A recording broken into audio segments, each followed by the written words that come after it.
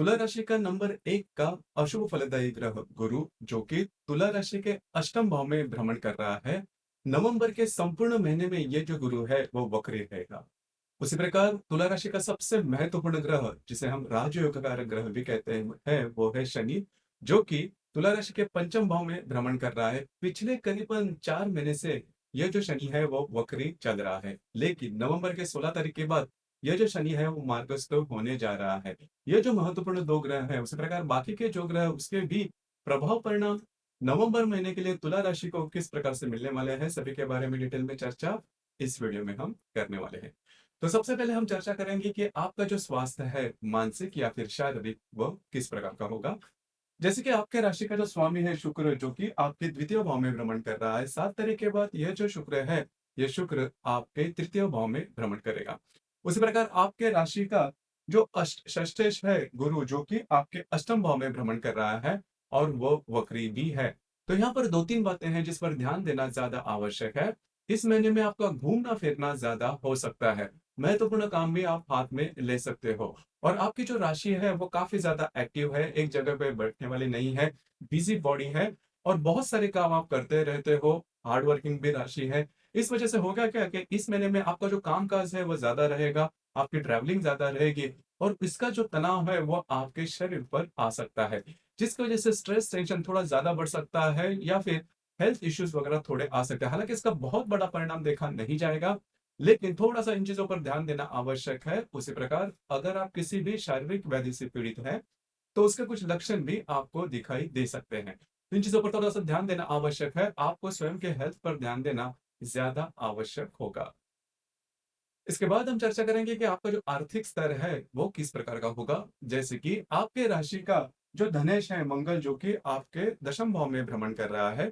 उसी प्रकार आपके राशि का जो पंचमेश है शनि, जो कि पंचम भाव में ही भ्रमण कर रहा है, वो वक्री था 16 तारीख के बाद, मतलब 16 नवंबर के बाद यह जो शनि है वो मार्गस्थ होने जा रहा है। उसी प्रकार आपके राशि का जो अष्टमेश है शुक्र, जो कि द्वितीय भाव में भ्रमण कर रहा है, 7 तारीख के बाद ये आपके तृतीय भाव में भ्रमण करेगा। उसी प्रकार आपके राशि का जो लाभेश है रवि, जो कि आप ही के राशि में भ्रमण कर रहा है, 17 तारीख के बाद यह आपके द्वितीय भाव में भ्रमण करेगा। कुल मिला के देखा जाए या फिर मोटे तौर पर अगर देखा जाए तो आर्थिक स्तर पर आपके जो राशि है वो बहुत ही अच्छी चलेगी, मतलब आपको कुछ अच्छे लाभ वगैरह मिलेंगे। महत्वपूर्ण काम आपके बनते हुए नजर आएंगे।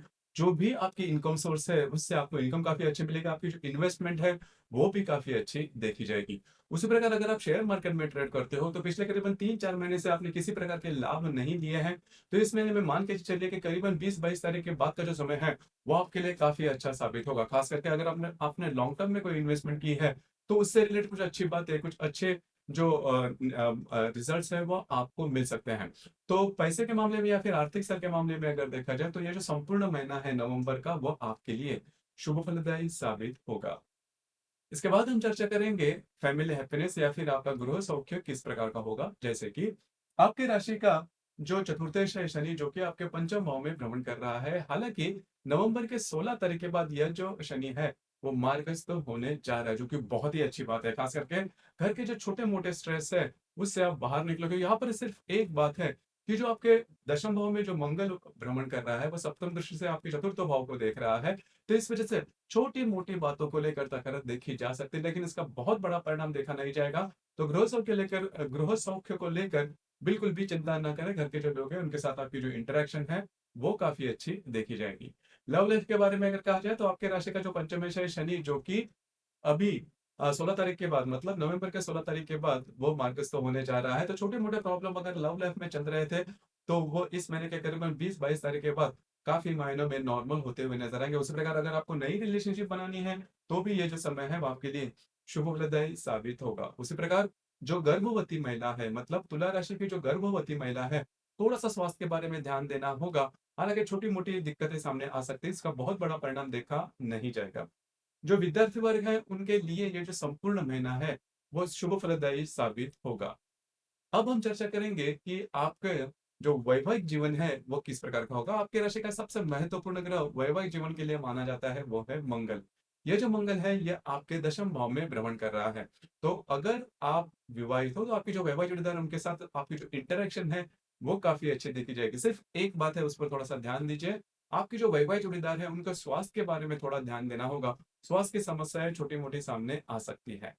इसके बाद आपका जो करियर है उससे रिलेटेड अगर कहा जाए, तो आपके दशम भाव में जो मंगल है वो भ्रमण कर रहा है। तो यहाँ पर जहाँ पर आप काम करते हो, नौकरी करते हो या फिर व्यवसाय करते हो, वहां पर आपके जो वरिष्ठ होंगे या फिर सहकर्मी होंगे, उनके साथ छोटी मोटी बातों को लेकर जो प्रॉब्लम कॉम्प्लिकेशन है वो देखे जा सकते हैं। उसी प्रकार एक अच्छी बात भी है, जो व्यक्ति बदली वगैरह चाहते हैं, दूसरे भी जगह काम करें, उनके लिए जो समय है वो बहुत ही अच्छा देखा जाएगा। लेकिन यहाँ पर मैं एक बात सलाह देना चाहूंगा कि आप काम को लेकर किसी भी प्रकार के महत्वपूर्ण निर्णय नहीं लेना, क्योंकि जो महत्वपूर्ण ग्रह है जैसे कि गुरु, जो कि आपके अष्टम भाव में भ्रमण कर रहा है, वक्री है, वो आपके लिए जो परिणाम है वो ठीक नहीं लाएगा। तो सोच समझ के जो भी बातें हैं वो करिए, क्योंकि जो बातें हैं आगे जाके आपके लिए कॉम्प्लिकेटेड हो सकती है, क्योंकि ये जो मंगल आपके दशम भाव में भ्रमण कर रहा है आगे जाके वक्री होगा। वक्री होकर फिर से वो आपके भाग्य भाव में आएगा। तो जो प्रॉब्लम है वो आपके लिए ज्यादा कॉम्प्लिकेटेड हो सकते हैं, तो थोड़ा सा सोच समझ कर आगे बढ़िए। अब हम चर्चा करेंगे ग्रह योगों के बारे में। ग्रह योगों के जो परिणाम है डे टू डे लाइफ में, वो आपके लिए किस प्रकार से सामने आ सकते हैं। तो दिनांक 2 तारीख को मंगल और बुध का त्रिकोण योग होने जा रहा है। मंगल जो कि आपके दशम भाव में भ्रमण कर रहा है, जो बुध आपके द्वितीय भाव में भ्रमण करेगा, दोनों का त्रिकोण योग आपके लिए सुफलदायी साबित होगा। कार्य क्षेत्र से रिलेटेड कुछ अच्छे अपॉर्चुनिटी वगैरह आपको मिल सकती है। उसी प्रकार डॉक्यूमेंट से रिलेटेड कोई भी काम है जो कि आपको करियर से रिलेट करने वाला है, जरूर इन दिनों में आप हाथ में ले सकते हो, और आपके काम की वाहवाह हो सकते हैं, अप्रिसिएशन आपको काफी अच्छा मिल सकता है। इसी प्रकार दिनांक 4 तारीख को रवि और शनि का त्रिकोण योग होने जा रहा है। रवि जो कि आप ही के राशि में भ्रमण कर रहा है, और जो शनि आपके पंचम भाव में भ्रमण कर रहा है, दोनों का त्रिकोण योग आपके लिए सुफलदायी साबित होगा।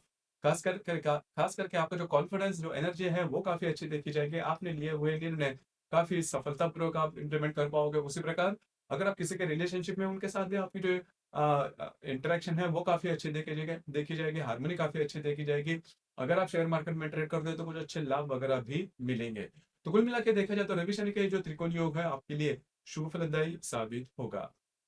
इसी प्रकार दिनांक 12 तारीख को शनि और बुध का केंद्र योग होने जा रहा है। बुध जो कि आपके द्वितीय भाव में भ्रमण करेगा, और जो शनि आपके पंचम भाव में भ्रमण कर रहा है, दोनों का केंद्र योग। खास करके स्पेंडिंग जो है, खर्च जो है, उस पर थोड़ा ध्यान देना आवश्यक है। यह जो समय है इसमें महत्वपूर्ण इन्वेस्टमेंट नहीं करना है। जो इन्वेस्टमेंट अगर महत्वपूर्ण कर दो तो थोड़ी प्रॉब्लम हो सकती है, आपके जो अंदाज है वो चूक सकते हैं, ध्यान रखिए। उसी प्रकार अगर आप शेयर मार्केट में ट्रेड करते हो तो इन दिनों में रिस्क बिल्कुल भी नहीं लेना। जो गर्भवती महिला है उन्होंने भी उसके स्वास्थ्य के बारे में थोड़ा ध्यान देना होगा।